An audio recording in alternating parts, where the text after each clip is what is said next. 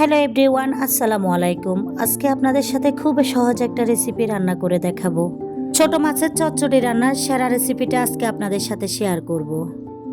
আশা করি রেসিপিটা নতুন পুরাতন সব রাঁধুনিদের কাজে লাগবে। সেই সাথে ছোট মাছ রান্না করার অনেকগুলো টিপসও থাকবে। এখানে আমি হাফ কেজি মাছকে ধুয়ে পরিষ্কার করে নিলাম। মাছগুলো যেহেতু ফ্রিজে ছিল তাই এমন লাগছে। সাথে দিব হচ্ছে আলু।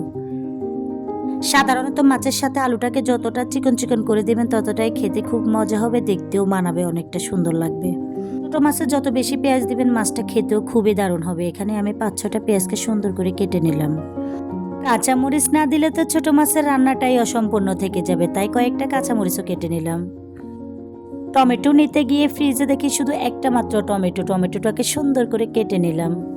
তবে আরও 2 থেকে 3টা টমেটো হলে খুবই মজা হতো, তবে কি করব, একটা দিয়ে আজকে চালিয়ে যেতে হবে। তবে টমেটো আপনি যত দিবেন মাছে ততটাই মজা বেশি হবে। আমার খুব পছন্দ টমেটো।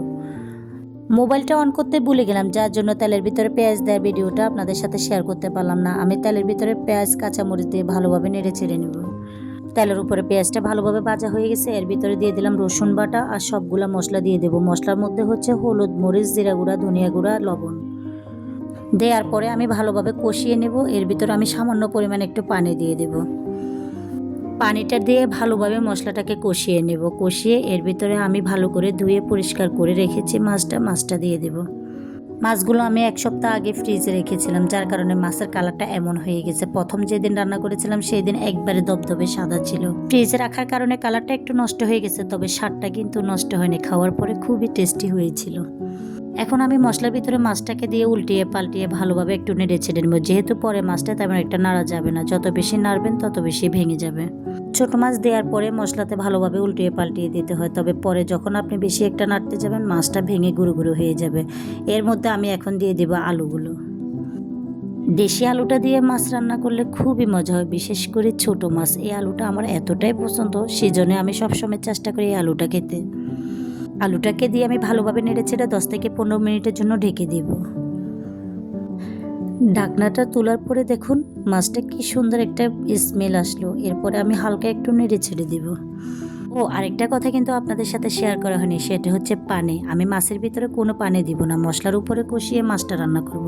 মাছটা চুলা দেওয়ার পরে যতটুকু পানি বের হয়েছে মাছের থেকে, এই পানিতেই কিন্তু মাছটা রান্না হয়ে যাবে।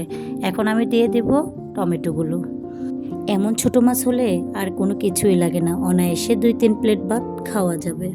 বাচ্চারা কিন্তু ছোট মাছ পছন্দ করে না, আমরা হাজব্যান্ড ওয়াইফ খুবই পছন্দ করি। দেখুন মাছের কালারটা কত সুন্দর, দারুণ হয়ে আসছে। মাছটাকে আমি একেবারে কড়াইয়ের সাথে লাগিয়ে নেব। ঝোল এক ফোঁটাও রাখবো না, ঝোলটাকে একেবারে তেলের উপরে উঠিয়ে নিয়ে আসবো। মাছটা যখন শুকনো শুকনো হয়ে যাবে ধনিয়া পাতা দিয়ে দেব। এই যে দেখুন আমি বেশি পরিমাণে ধনিয়া পাতা দিচ্ছি। ছোট মাছে যত বেশি পরিমাণ ধনিয়া পাতা দিবেন ততই ছোট মাছ খেতে মজা। আমি সব সময় ছোট মাছে ধনিয়া পাতা বেশি দেওয়ার চেষ্টা করি। এই যে ধনিয়া পাতাগুলো দিয়ে আমি উল্টিয়ে পাল্টিয়ে মাছটাকে আর 5 মিনিট রাখবো চুলায়। 5 মিনিটের মতো ঢাকনা দিয়ে রেখে এরপরে নামিয়ে নেব। এরপর আর বেশিক্ষণ রাখা লাগবে না, মাছের গায়ে কোনো পানি নেই। মাছটা একেবারে শুকনো শুকনো করে নামিয়ে নেব।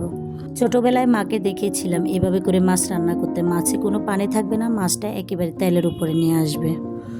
আপুরা, তোমরা যদি আমার ভিডিওগুলো পছন্দ করো আমার চ্যানেলটা কিন্তু সাবস্ক্রাইব করতে ভুলবে না। সত্যি আপুরা, আমার রান্নাটা আজকে কেমন হয়েছে আমাকে কিন্তু জানাবে। আমি তো খেয়ে একেবারে অবাক হয়ে গেছি, এত মজা হয়েছে যেটা বলার বাইরে। এভাবে চটচটে রান্না করে দেখো বাসায়, এতটাই মজা হবে যেটা বলার বাহিরে। আমি তো চেটেপুটে খেয়ে নিলাম। তোমাদের কাছে কেমন লাগলো কমেন্ট বক্সে কমেন্ট করে জানাতে ভুলবে না কিন্তু।